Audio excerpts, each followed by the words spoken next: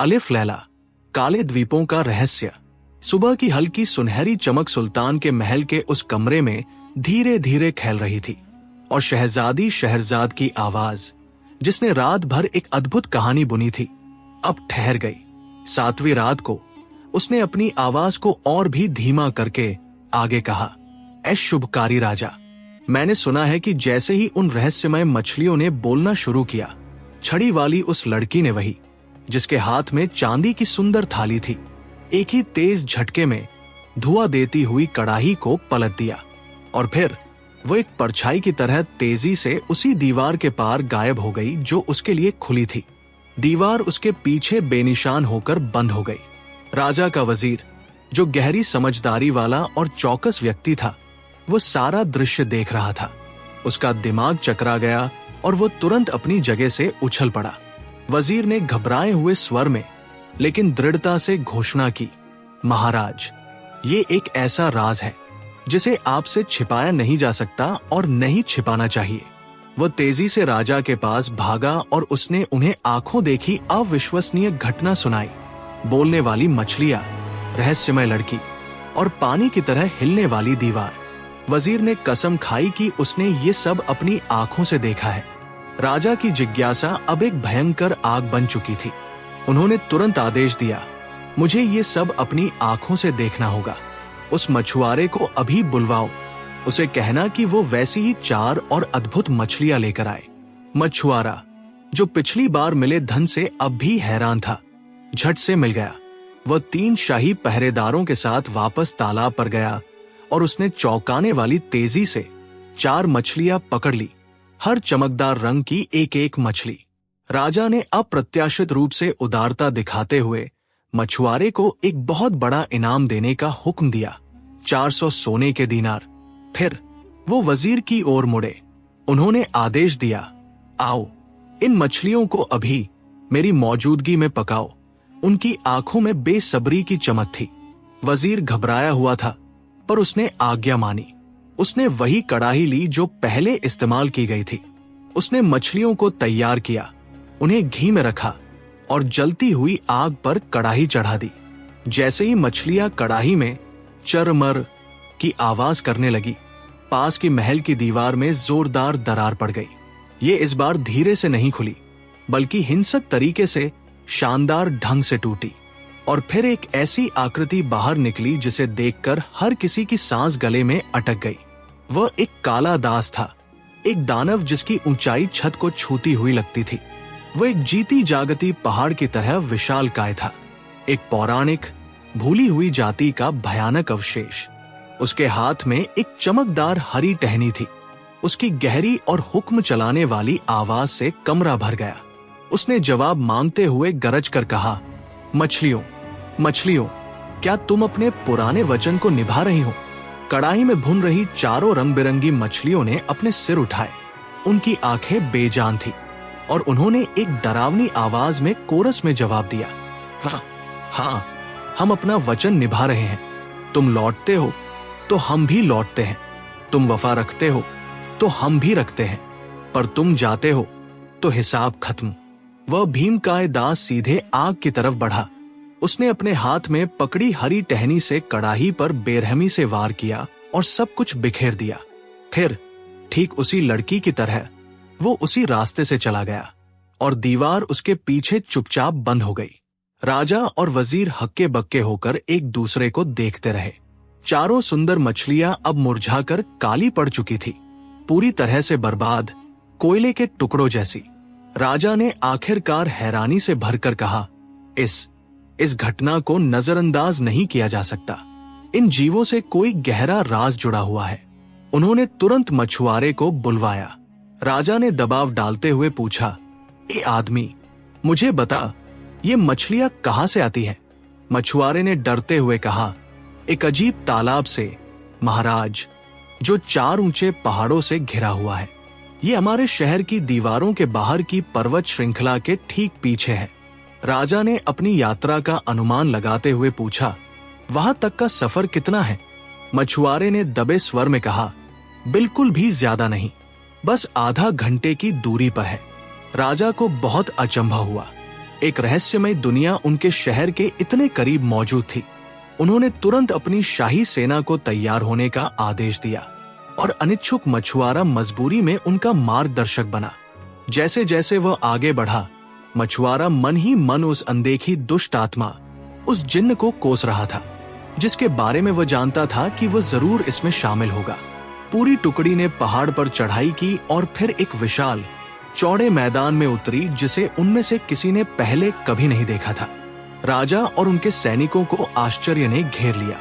इस गुप्त घाटी के बीच में वो रहस्यमय तालाब स्थित था, जो चारों चोटियों के बीच दबा था और उसकी सतह झिलमिला रही थी, और उस पानी में लाल, सफेद, पीले और नीले 4 चौंकाने वाले रंगों की मछलियां जीवित रत्नों की तरह तैर और चमक रही थी।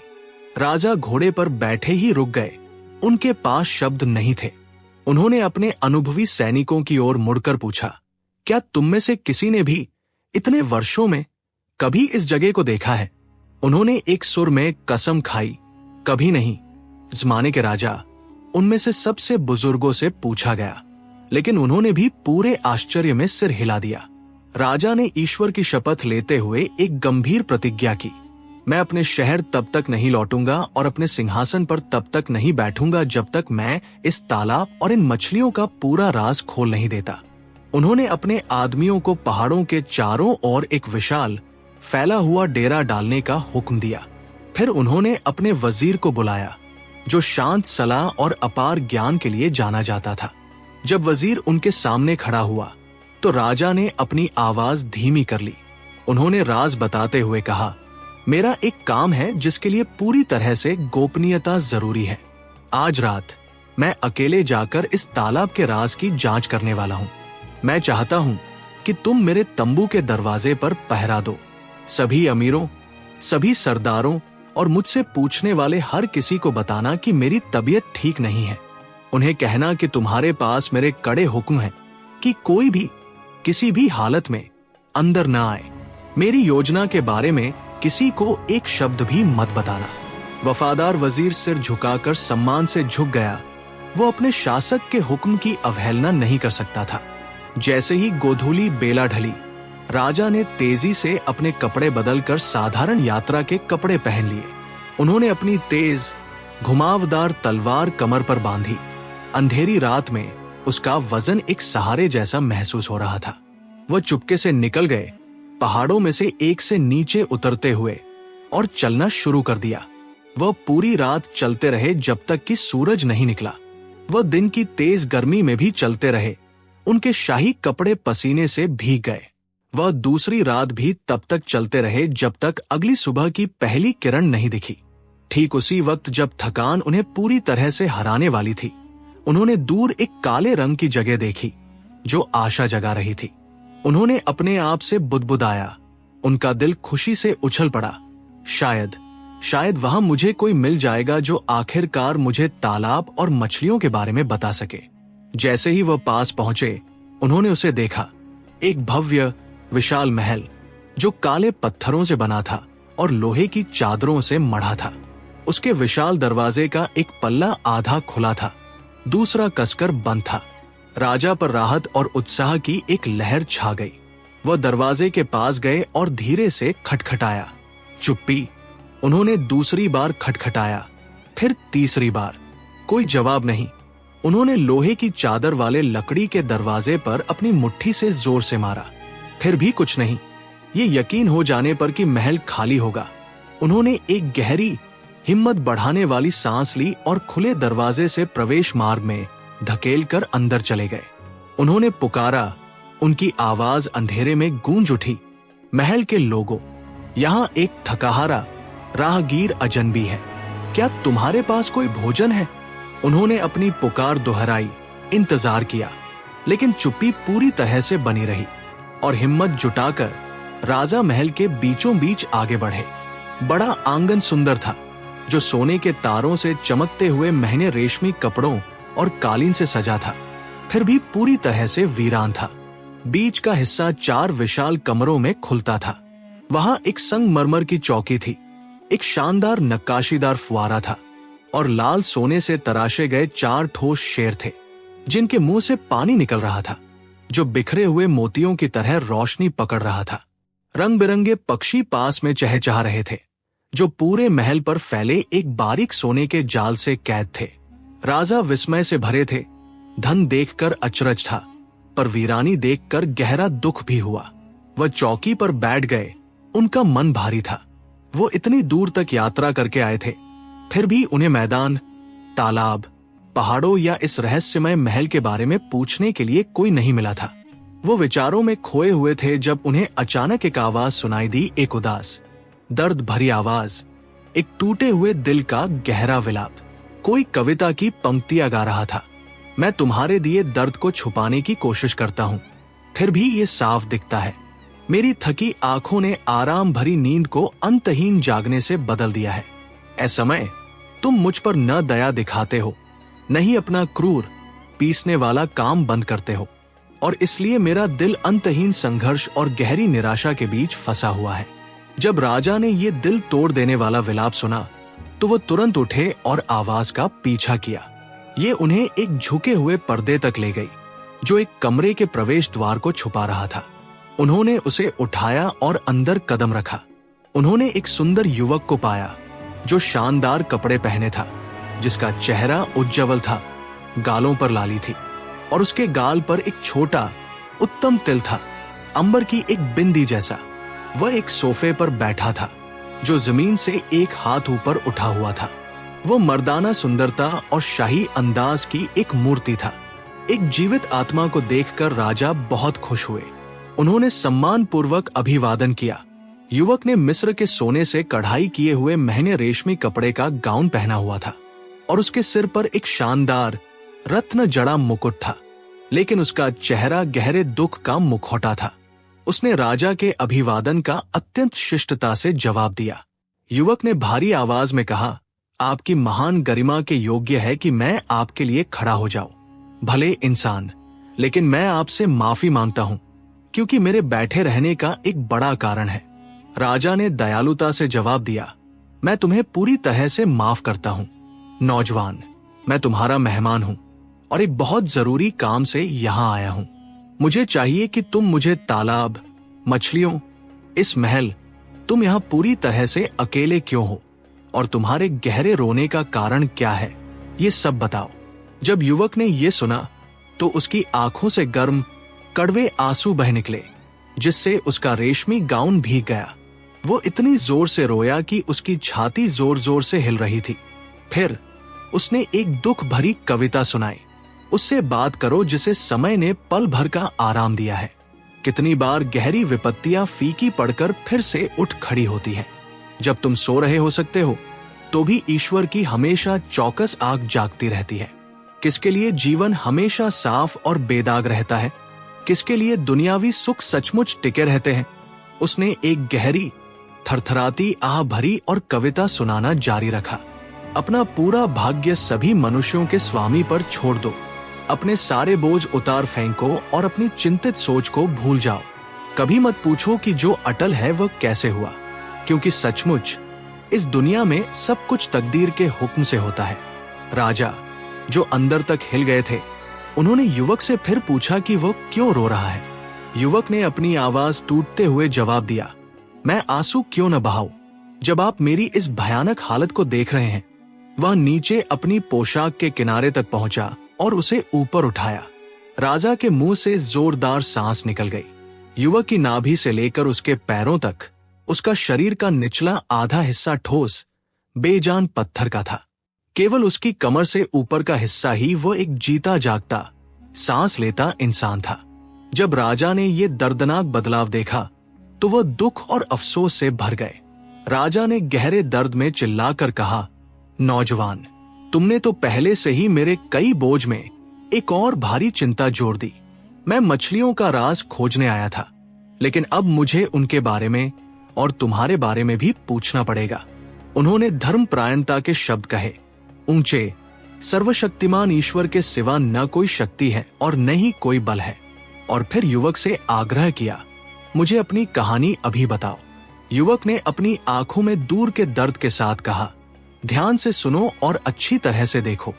राजा ने जवाब दिया, उत्सुकता से आगे झुकते हुए, मेरे कान और आंखें तैयार हैं। युवक ने आगे कहा, उन मछलियों और मेरी इस वर्तमान हालत से एक सचमुच अद्भुत और दिल तोड़ देने वाली कहानी जुड़ी है। एक ऐसी कहानी जिसे यदि सुइयों से आंख के कोनों पर भी गोद दिया जाए तो भी सीखने की चाह रखने वालों के लिए एक सबक होगी। राजा ने मुश्किल से सांस लेने की हिम्मत करते हुए पूछा, ये कैसे हो सकता है? युवक ने जवाब दिया, आपको ये समझना होगा कि मेरे पिता इस शहर के शासक थे, इससे पहले कि ये ऐसा बन जाता जैसा अब है। उनका नाम राजा महमूद था और वह काले द्वीपों और इन चारों घेरने वाले पहाड़ों के महान शासक थे। उन्होंने 70 वर्षों तक राज किया और उनके मरने के बाद मैं सिंहासन पर बैठा।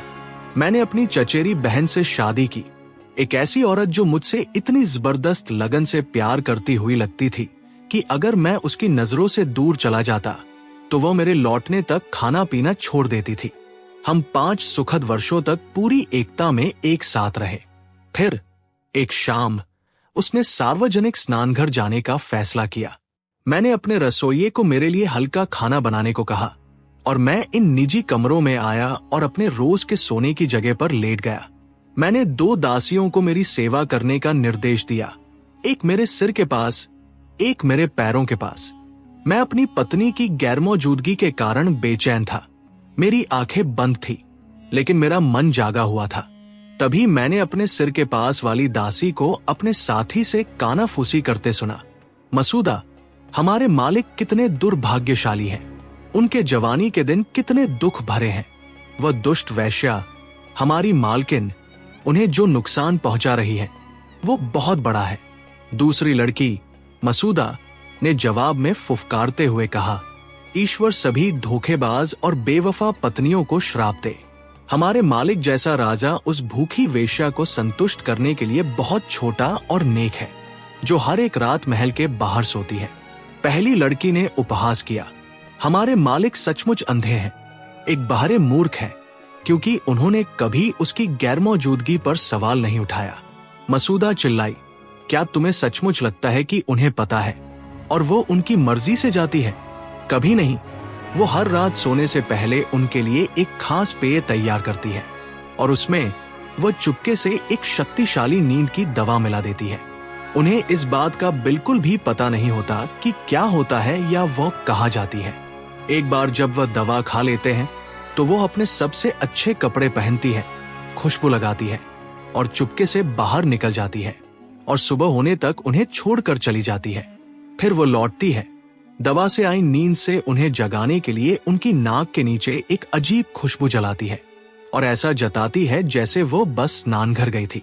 जब मैंने दासियों की चौंकाने वाली बातें सुनी तो मेरी जिंदगी की रोशनी पूरी तरह से अंधेरे में बदल गई। मुझे मुश्किल से यकीन हो रहा था कि रात शुरू भी हुई है। थोड़ी देर बाद मेरी पत्नी स्नानघर से लौटी। हमारी मेज लगी हुई थी। हमने खाया और कुछ देर बात की, ठीक वैसे ही जैसे हम हमेशा करते थे। फिर उसने मेरे शाम के पेय के लिए आवाज दी। जब उसने प्याला भरकर मुझे दिया तो मैंने पीने का नाटक किया, लेकिन चुपके से मैंने पूरी नींद की दवा अपनी पोशाक की जेब में पलट दी। मैं तुरंत लेट गया और गहरी नींद का नाटक किया। मैंने उसे धीरे से कहते सुना, आवाज में द्वेष भरा था, रात भर सो और फिर कभी मत उठो। भगवान की कसम, मैं तुमसे नफरत करती हूँ और मुझे तुम्हारा चेहरा देखना पसंद नहीं है। मैं तुम्हारे साथ रहते रहते थक गई हूँ और मैं उस पल के लिए दुआ करती हूँ जब ईश्वर आखिरकार तुम्हारी दुख भरी जिंदगी ले लेगा। फिर वो उठी, अपनी सबसे शानदार पोशाक पहनी, खुशबू से खुद को भिगो दिया और मेरे डर के मारे मेरी ही तलवार ली, उसे अपनी कमर पर कसा और महल के दरवाजों से निकल गई। मैं भी उठा, एक भूत की तरह चुपचाप, और उसके पीछे निकल पड़ा। वो बाजारों में घूमती रही जब तक वो मुख्य शहर के दरवाजे तक नहीं पहुंची। वहां उसने कुछ ऐसे शब्द कहे जो मैं समझ नहीं पाया और लोहे के भारी कुंडे तुरंत पीछे हट गए। दरवाजा खुल गया। मेरी पत्नी पार निकल गई, इस बात से पूरी तरह बेखबर कि उसका पति उसकी हर हरकत पर नजर रख रहा था। वो मिट्टी के टीलों के बीच से चलती रही जब तक वो ईंटों के गुंबद वाली एक छोटी अकेली झोंपड़ी तक नहीं आई। वो दरवाजे से अंदर घुसी और मैं, सच्चाई जानने के लिए बेचैन, तेजी से छत पर चढ़ा और नीचे झांका। अंदर वो एक काले दास के पास पहुंची। एक घिनौना, गंदा आदमी। उसका एक होंठ मोटा था और बर्तन के ढक्कन की तरह मुड़ा हुआ था। दूसरा घिसे हुए जूते के तलवे की तरह लटक रहा था। एक ऐसा होंठ जो चिकने पत्थर से भी रेत उठा सकता था। वह दास गंदी, कोड़ वाली, फटी पुरानी टाट की चटाई पर लेटा हुआ था। जैसे ही मेरी पत्नी अंदर आई, उसने घिनौनी पूजा के रूप में उसके सामने जमीन को चूमा। उसने मुश्किल से अपना सिर उठाया। उसने गुस्से से कहा, तुम्हें श्राप हो, इतनी देर क्यों लगाई? मेरे काले चचेरे भाई यहां शराब पी रहे थे और हर कोई अपनी लड़की के साथ चला गया, लेकिन तुम्हारी वजह से मैंने एक घूंट भी पीने से मना कर दिया। उसने मीठी, घिनौनी आवाज में सहलाते हुए कहा, मेरे मालिक, मेरे प्यारे, मेरी आंखों का नूर, क्या आप नहीं जानते कि मैं अपने चचेरे भाई से शादी के बंधन में फंसी हुई हूं, जिसका चेहरा मुझे नापसंद है और जिसकी संगत से मुझे नफरत है? अगर मुझे आपकी सुरक्षा का डर न होता तो मैं सूरज निकलने से पहले इस पूरे शहर को एक वीरान बंजर जमीन नहीं बना देती, जहां सिर्फ उल्लुओं की चीखें और कौओं की आवाजें गूंजती, लोमड़ियों और भेड़ियों के रहने लायक जगह। मैं इसके पत्थरों को भी काल्पनिक काफ पर्वत के पार फेंक देती। काले आदमी ने थूकते हुए जवाब दिया, तुम झूठी हो, तुम्हें धिक्कार है। मैं काले पुरुषों की बहादुरी की कसम खाता हूं, और ये मत सोचना कि हमारी बहादुरी सफेद जाति की तरह है कि अगर तुम अगली बार भी इतनी देर से आई तो मैं फिर कभी तुम्हारे साथ नहीं रहूंगा या अपने शरीर को तुम्हारे साथ नहीं जुड़ने दूंगा। तुम मेरे साथ खेल खेल रही हो। क्या मैं यहाँ सिर्फ तुम्हारी दयनीय वासना को पूरा करने के लिए हूँ? तुम बदबूदार कुतिया, तुम सभी सफेद औरतों में सबसे घटिया। जैसे ही मैंने उनके गंदे संवाद को देखा और सुना, मेरी आंखों के सामने दुनिया काली हो गई। मैं जम गया। मुझे मुश्किल से पता था कि मैं कहाँ खड़ा हूं। मेरी पत्नी अब हिंसक रूप से रो रही थी। उसने दास के सामने खुद को विनम्र किया, गिड़गिड़ाते हुए और कहते हुए, मेरे प्यारे, मेरे दिल का खल, अगर आप मुझसे नाराज हैं तो मुझे कौन बचाएगा? अगर आप मुझे बाहर फेंक देते हैं तो मुझे कौन पनाह देगा? मेरी रोशनी और मेरी जिंदगी। वो रोती रही और विनती करती रही जब तक कि उसकी जीत के लिए वो उसके क्रूर मिजाज को शांत करने में कामयाब नहीं हो गई। फिर वो उठी और अपने सारे शानदार कपड़े उतार दिए। अब नंगी होकर उसने कहा, मेरे मालिक, क्या आपकी विनम्र दासी के लिए कुछ खाने को है? उसने कराहते हुए कहा, कड़ाही का ढक्कन उठाओ। उसके नीचे कुछ पकी हुई चूहों की हड्डियां हैं जिन्हें तुम खा सकती हो, और फिर तुम उस मटके से बची हुई शराब पी सकती हो। मेरी पत्नी रानी ने हड्डियां खाने और तलछट पीने के बाद अपने हाथ और मुंह धोए। फिर वो नग्न होकर कोढ़ी दास के साथ गंदी बेंत की चटाई पर लेट गई और उसके चिथड़ों और फटे पुराने कपड़ों के नीचे दुबक गई। जब मैंने ये परम विश्वासघात देखा तो मैंने अपना सारा नियंत्रण खो दिया। मैं छत से नीचे उतरा, अपनी तलवार निकाली जिसे मैंने पूरी रात उठाया हुआ था, और उन दोनों को मार डालने का इरादा किया। मैंने पहले दास की गर्दन पर वार किया। मुझे यकीन था कि वह मर चुका होगा,